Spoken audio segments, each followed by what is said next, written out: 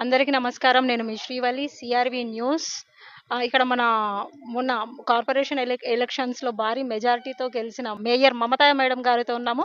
అంతర్జాతీయ మహిళా దినోత్సవాన్ని పురస్కరించుకొని మేడం మన మహిళలకు సందేశాన్ని ఇవ్వబోతుంది. మహిళా భద్రత విషయంలో, మహిళా రక్షణ విషయంలో మహిళలు ఏ విధంగా ఎదగాలని వారి మాటల్లో తెలుసుకుందాం. మేడం. ముందుగా అందరికీ అంతర్జాతీయ మహిళా దినోత్సవ శుభాకాంక్షలు. మహిళలు ప్రతి ఒక్క రంగంలో కూడా ముందుండాలని కోరుకుంటున్నాను. మహిళల పట్ల ఏం జరిగినా కూడా ప్రత్యేకంగా చర్యలు చాలా గట్టిగా తీసుకుంటాం. మహిళ అనేది ఒక శక్తి. మహిళ అనుకుంటే కానిదంటూ ఏముండదు.